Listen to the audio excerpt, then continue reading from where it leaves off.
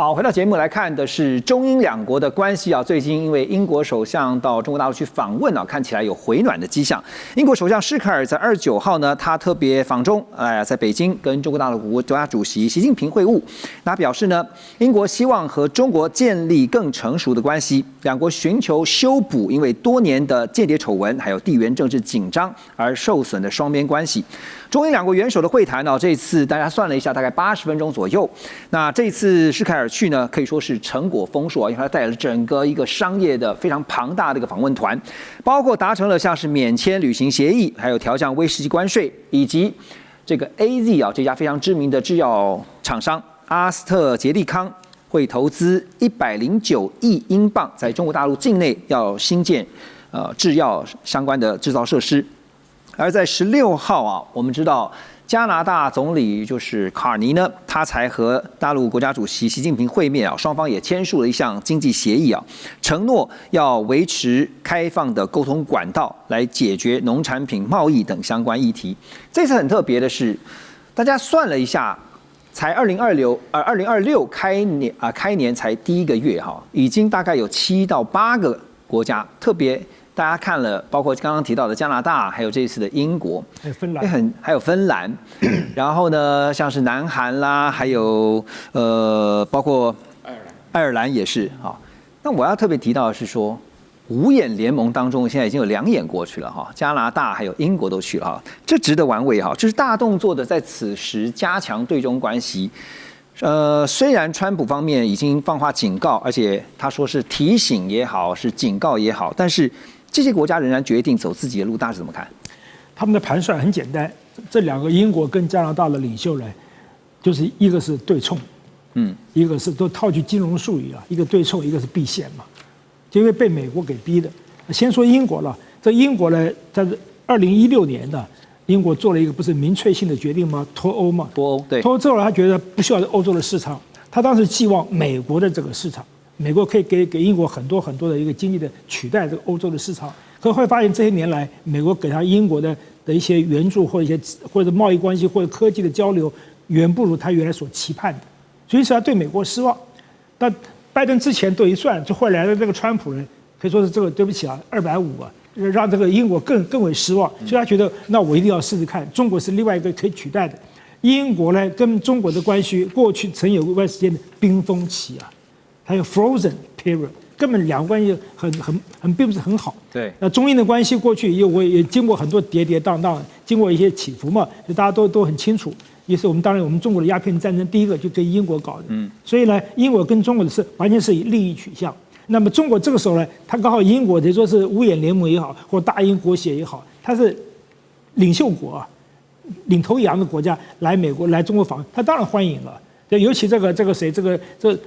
施凯尔呢，他是本来跟川普关系还不错，可后来被逼的呢，对川普的最近的言辞也有些严厉了啊，所以因此呢，这个施凯尔去访问中国，中国乐见跟施凯尔到北京来，而且全力协助他，不但是政治层面，跟他的商业的代表团也有很多的订单，这都是例子。所以英国呢是一个背景，第二个加拿大呢，我想就更明显。但我个人过去在加拿大服务过啊，加拿大开馆啊，所以跟加拿大的关系呢，也了解加拿大的民主性。加拿大是这样，加拿大过去呢这些年来，他对美国是百依百顺的。加拿大是都听美国的。当初呢，加拿大在那个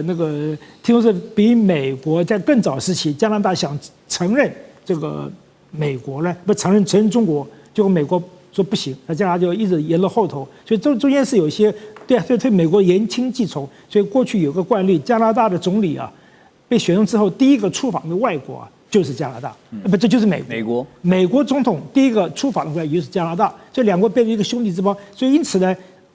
这个川普上任之后一连串讲对加拿大很不友善的话，什么加拿大第51州等等，把加拿大气到不行。当然讲到这个 Mark Carney， 这个总理呢，他的背景又不一样，他不是政治家出身，他是银行家、金融家，过去当过这个加拿大的这个央行总裁，同时也当过英国的央行总裁，对，就是很特别例子，这很特别。对，所以他基于这个国际观、国际金融的背景，所以他的看法比较务实。他也看到中国它市场的潜力，跟中国对加拿大可以带来很多很多的帮助。所以因此呢，所以他过去而且还有一个背景啊，加拿大在2018年呢，英国是在2016年的这个脱欧带来一些挑战。加拿大跟中国关系在2018年孟晚舟事件的中加关系很低潮，所以因此呢，卡尼下来之后，他觉得希望能够带来一些可以说重新恢复。我最近看到一篇社论啊，它的标题也很有趣啊，他说其实中方特别是习近平应该要谢谢川普，对，因为他把中国大陆这边跟西方国家的距离拉得更近了哈。那所以啊，川普当然一定不满意哈，所以他也公开示警，他就直言说，英国跟中国大陆打交道是非常危险的。可是针对川普的警告呢，英国首相府也回应说，华府事前都已经知道这次呢施凯尔去访问中国大陆的行程，还有访问的目标。这句话更酸啊，说更何况川普本人自己也预计4月你自己都要访问中国大陆，那为什么你可以去访问中国大陆，我就不行呢？啊，言下之意是这样嘛。金融时报也指出呢，在川普扬言夺取格陵兰呢，同时还因此一度威胁说要重新对包括英国在内的欧洲盟友加征关税以后呢，西方阵营就开始出现裂痕啊。当然，这也使得北京有机会可以利用这样的一个难得的机遇。所以吴岳老师哈，因为现在就拉回到一个问题，就是这些长期以来都是美国的传统盟友，现在看到美国行，但是我们不行，当然一定会觉得很不合理嘛，对不对？应该是这样子。我想说，刚刚大使讲的，还有主持人讲了几个问题哈。就今年如果讲开春以来，1月份以来，那除了去年年底的12月马克宏嘛，包括韩国的新任总统李在明，那我为什么要稍微讲？因为他是6年来第一个韩国总统，是好。那包括爱尔兰总统的 Martin， 他是14年来，爱尔兰第一个总理访问。好，当然包括加拿大的总理卡尼，他是8年多来加拿大总理没有访问过的。芬兰的总理2017年以来没有访问过的，英国的首相也从2018年以来通通没有的。对，是8年。重点倒不是说这些人集中在，而且马上德国总理会的。对，因为德国跟法国本来就跟中国的关系常态性互动嘛。说为什么这些少者6年，多者14年的都没有去的？可是今年大概在1个月左右还不到，通通大概都去的中国进行访问嘛。这当然一定有他们的目的嘛，这第一个。那第二个造就这个原因大概很简单嘛，因为这些国家也都看出来，川普上台之后，他更多的不管是远亲，我们讲远亲就是包括亚太的日韩，以及包括欧盟这些国家嘛，还是近邻，近邻就是2个嘛，就北边的加拿大跟墨西哥嘛。对，啊，不管对远亲也好，对近邻也罢，相较于主要的传统的对手，不管是俄罗斯的普丁，还是中国大陆的习近平。他发觉到说，川普对远亲跟近邻那种谩骂、羞辱、关税、压力，完全比传统的，不管是北京也好，或者说俄罗斯也罢嘛。那第三个，在这个过程当中，因此很多的国家当然就会采取一个所谓的双重的黑菌嘛。因为不管怎么讲，美国基本上是一个高关税的，啊。虽然它是一个最大的市场，但是中国基本上它还是全世界，它有2个特色，一个是全世界最大的出口，就是刚刚顾问讲，它去年超过1.2兆美金的贸易顺差。第二个，它是全世界第2大的进口国嘛，所以很多的国家当然到中国去就想做几个嘛，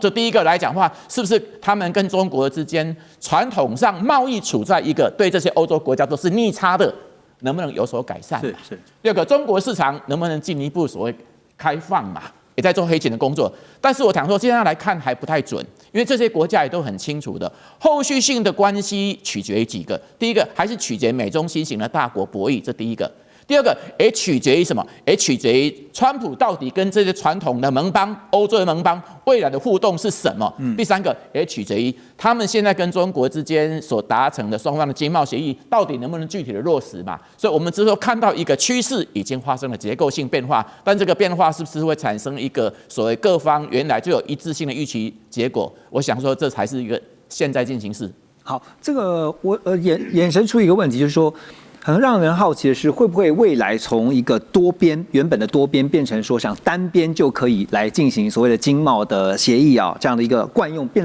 成反而是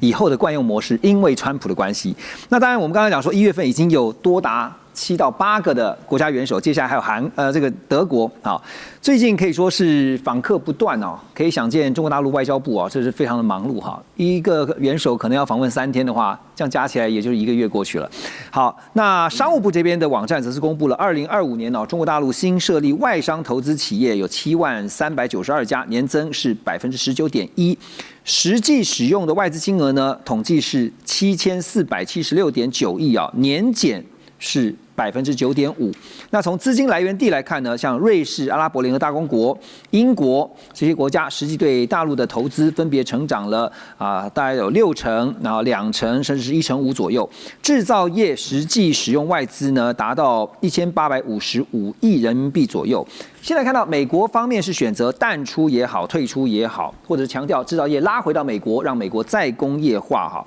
但从我们现在所得到的初步数据来看，来观察的话，其他国家的对中布局是要跟进美国呢，还是自己走出一条属于自己的中国路线？顾问你怎么看？好，我想我先讲结论哦，就是说，因为我们过去几年我们一直看美国跟中国在对打。那我们当时都觉得说中国一定会很惨烈